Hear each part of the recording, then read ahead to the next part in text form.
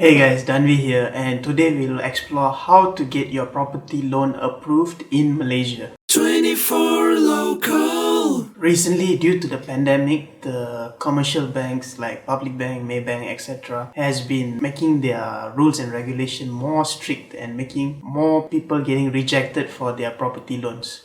So here are the 4 important things for you to take note when you're applying for a property loan in Malaysia. The number one thing that all banks will check is your CITOS and CRIS. So this is the first thing you need to do. Make sure that your record is clean, which means for the last 12 months, you have paid your installments, your mortgages, your personal loans on a month-to-month basis without leaving out anything.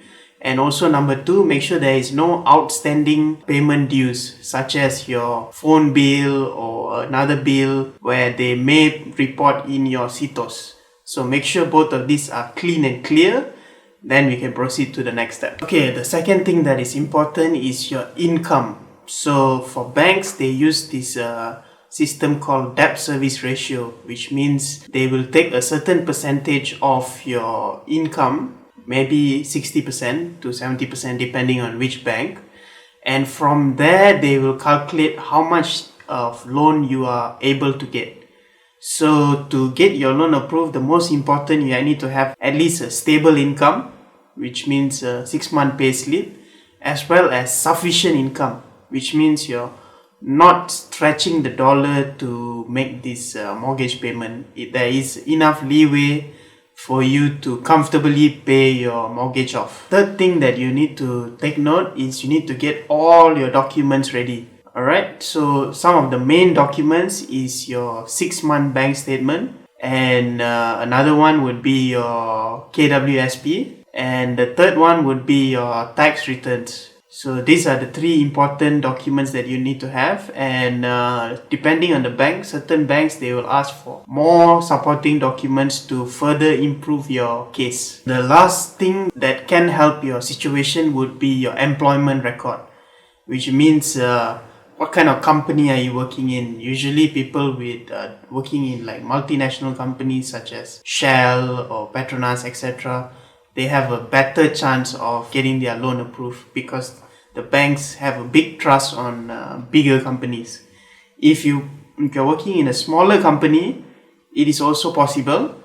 All you need to do is have a good employment record and also a good salary with raises and stuff like that. For our other friends who are self-employed, here it is a bit tricky. As for myself, I am also self-employed, which means I do not have a salary. And consulting with a few bankers, they say that the best thing you can do here is give yourself your own salary, which means you pay your own salary, your own EPF, and your own SOCSO.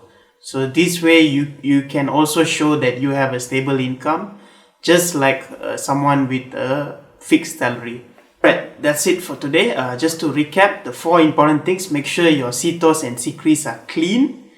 Number 2, make sure your debt service ratio is high enough to cover the installment. Number 3, make sure you have all your relevant documents ready when it comes for submission. And number 4, make sure you have a good employment record where the banks can trust you in fulfilling their payment. Alright, thank you, and see you again next time. Cheers.